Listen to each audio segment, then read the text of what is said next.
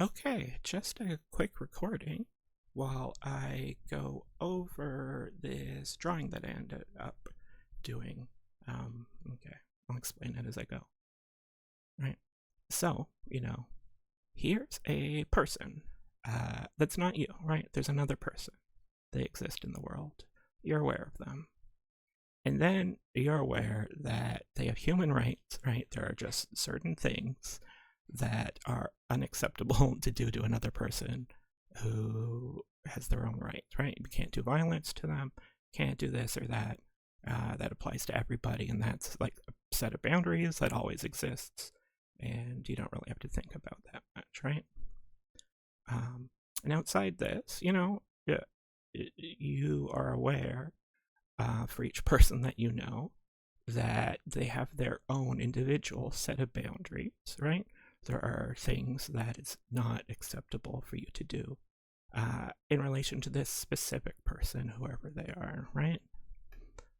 Maybe your dad doesn't like it to be kissed on the cheek, but your mom does. And of course, you're not supposed to do that to a stranger unless, you're in certain countries and so on, right? These are personal boundaries, but they're very firm, right? You know where they are. They don't change. You don't have to update them or anything, right? So far, so good. Pretty simple. Then I marked out like this is the interaction space, right? These are all the different things that are allowable, that they're outside this person's firm personal boundaries. So you can do these things. Well, so sometimes, right? Sometimes you could do this thing. Like maybe you could do it one day or not the other day, right? So you come in like, oh, right? So you start bringing in, this, right? Which is that there is this moving layer of temporally specific boundaries, right? Or at this moment in time or place, this is allowed. At this one, it isn't, right? They say okay one time. They say no thanks another time when you ask them out to play, or you ask them if you could do this or that or whatever, right? And you get responses sometimes, maybe not today, another time perhaps, or whatever, right? And so that makes up the landscape of this interaction space that you're allowed to interact with a person. And when somebody says no thanks or maybe later or whatever, we don't, like, this is technically a rejection, right? If you ask your friend, hey, do you want to play Call of Duty? And they say, oh no, I'm about to go to the movies, or sorry, I can't, my laptop broke, or I got to eat dinner, or, any reason, got to go to work, blah, blah, blah. Like, that's a rejection. You have suggested, you have reached out, you have said, could we do this activity together? They have said, no, I'm not going to do that activity with you, right? They've set a boundary. But this is a rejection that we don't normally, typically, people don't even think of this as a rejection, right? And then some people, right, and they get called overly anxious, perhaps, right? That these little sometimes, another time, not today, maybe, right? Saying all these little no's here or there along our interaction space landscape, right? These will stew in their anxiety up in this storm cloud, right? And then that person will think up like, oh, this person doesn't actually like playing Call of Duty with me.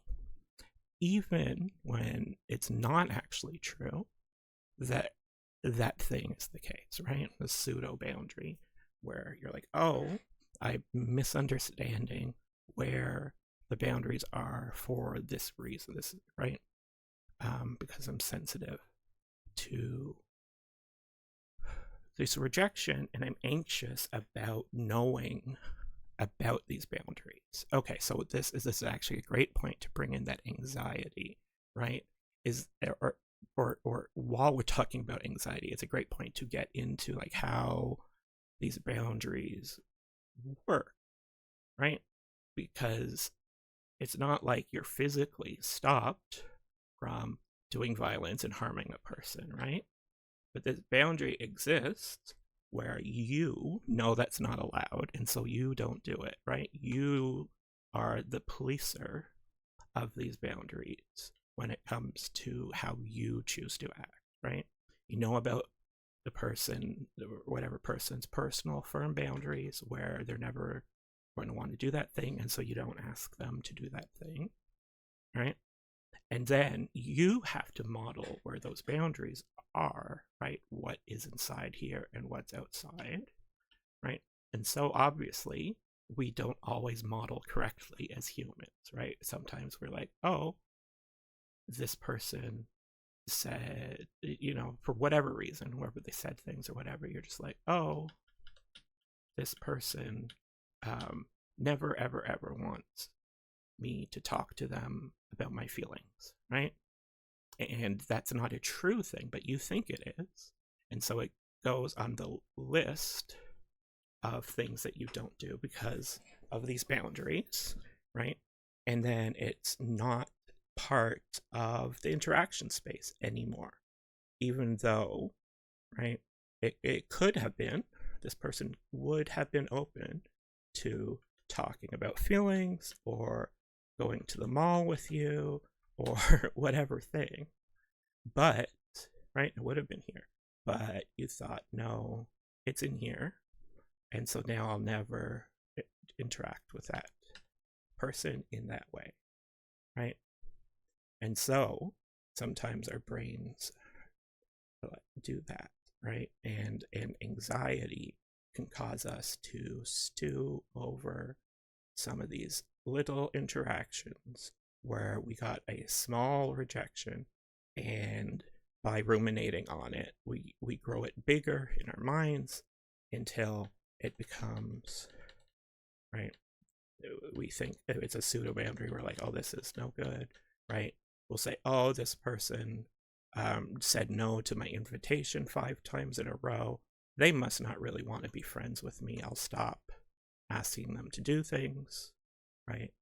Or whatever, right? You're like, oh, this whole relationship's over at this point, right?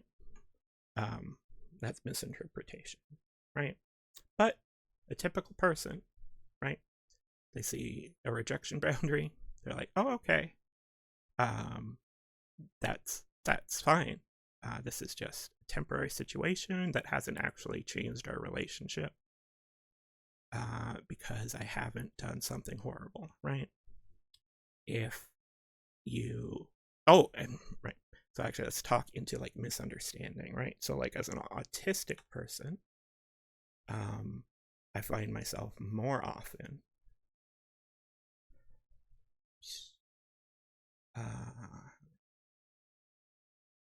okay, wait a second. How do I want to do this? Sorry. So more often, I will think that there's no boundary somewhere, and then do a thing and get told, oh, there's a boundary there. And you should have known about this boundary. This isn't our like light blue boundary.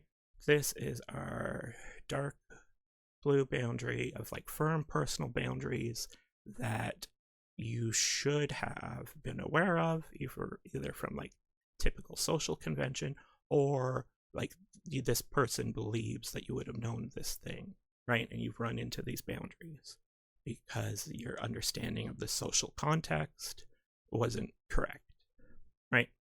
And sometimes you can do things that people react pretty extremely to, right? Where they're like, you really fucked up, and you thought that you were doing something where it's like, oh no, there's nothing wrong with this at all, right? And that's a complication that happens as an autistic person. But when you have rejection sensitive dysphoria, right? This rejection, when somebody says no to this situation, it can hit you 100 times as strong as, you know, it should hit you in a typical brain, right? You can panic and feel like the world is ending, right? Like you could have anxiety attacks, or just, well, I can't even put it into words, right? And so this can make you think, wait a second, this isn't even just like a firm personal boundary that I hit on, but like this is like an extreme boundary. Like I overstepped. I'm way too close to like their personal human rights. Like I'm really this was a big violation, right? So even though this was actually within the allowable type of interaction space, where you're like, oh, do you want so like personally, I'd be like, hey, to my stepdad, I'd say, hey, can I go to my friend's house, right? And I was terrified of him saying no for no reason that would make sense to a typical person's mind, but because if he said no, I would feel like this. I would feel like I had fucked up for even asking, and I had violated his boundaries because my brain's perception of that no, right? That rejection, that person setting a tip, like this one boundary of not agreeing to something, is actually that they have, well, it's multiplied, right? It's so much bigger. Rejection sensitivity. I'm too sensitive to these rejections. And so the way I act, I'll be like, oh, I've absolutely fucked up, right? Because when you accidentally go and infringe on somebody's personal boundaries, which is like what it's feeling like, even though logically or situationally you should be able to tell it's not, the way it feels is that you have. And now you don't want to do that again, right? So you set where this was supposed to be just like a little blue interaction line, right? You set a hard line here. You say, that was horrible.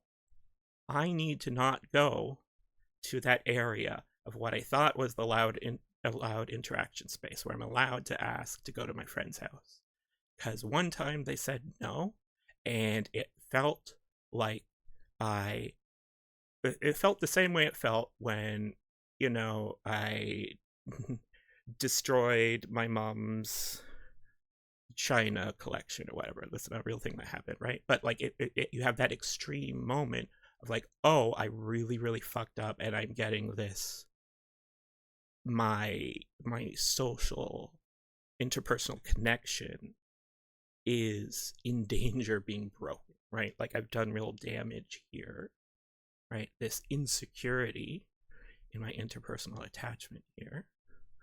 I need to never go back there again, right? So what I found looking back at my childhood was that there are things that I just stopped asking my parents to do, right? I used to ask to go to my friends' birthday parties when I got invited to a birthday party or something, right? But then at one point, they said, no, we can't take you to this one birthday party because of some reason, X, Y, or Z, right? But then in my mind, I'm like, oh no, I fucked up. I asked a question that got me rejected. I need to never ask to go to birthday parties again, right? And then I'd do this, like, oh, could I get a drive to my friend's house? Yes. I'd go hang out with friends. Then a no, and then my mind, and like I was just a child, I didn't know I was doing this at all. But like my mind would just say, oh, this is a no place. That set of actions, which exists within an interaction space, produced this pain signal that is getting produced by the rejection of just parents saying no, not agreeing to do a thing one time. But then I stopped going to friends' houses. Well, I stopped asking for rides to friends' houses, just period, right? And over my childhood, more and more, I was cutting myself off, right? Because this is all you police this yourself. You don't go to the places that you've recognized as being beyond a interpersonal boundary, the places where you realize, oh, I'm not supposed to go there, right? But then so that's bad enough, right? This would be just rejection, sensitive dysphoria. It would be really bad. You'd be cutting yourself off from a bunch of interaction spaces, right? But because of my autism, I'm not able to pick up social context easily, or perhaps like period most of the time. And so that causes my understanding of where what should be these blue interaction points, right? I don't always understand where these little points are, right? Sometimes I'll go past them and do something that it turns out the non-autistic people tell me, oh, you should have known from context that it was not okay to ask that right now, to talk about that right now, or whatever, right? But instead of hitting me the way it would a normal or like a non-sensitive autistic person, and they're like, oh, okay, I made a mistake, but whatever, I don't care, right? Or like, I'll try to do better, but whatever. I'm like, oh no, I hit one of these, massive walls that fucked up. Like, I really, really fucked up because I did this thing at the wrong time, right? And Skinner discovered in his experiments on mice that the most reliable way to get a mouse to click a button that like releases water with some morphine in it or whatever is to make the button randomly dismiss that water, right? If it works all the time, then they'll just click the button and they want some, right? But if it never works, they won't click the button at all. But if sometimes it gives the reward, right? But not all the time, just randomly. This is the most effective way to change behavior, right? The mouse will be pressing this button all the time to get access to the reward.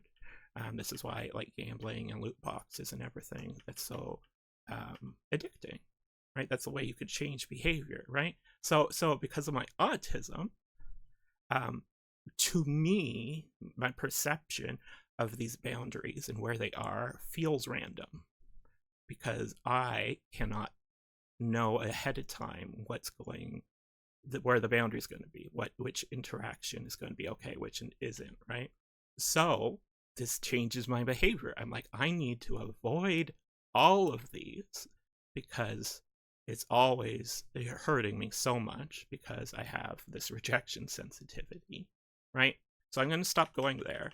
But even more than that, I'm going to stop going even close because I don't know where these boundaries are very well, right? So I overcompensate and I make my boundaries, right? I take extra space where I'm like, I don't want to even maybe accidentally overstep one of these bounds. So I'm going to stay all the way on the other side of this line, right? And the interaction space gets smaller and smaller because it only takes one of these rejections, aka somebody just saying no to something one time, and all of a sudden I'm like, oh, I can't do that either. I can't talk about this, right? I never talk to my mom about video games that I'm playing because sometimes she's not interested to hear about it, and now I just never talk to her about it, right?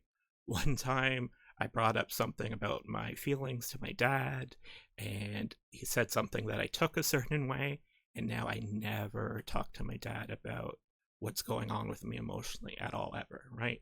And that is bad news. Okay.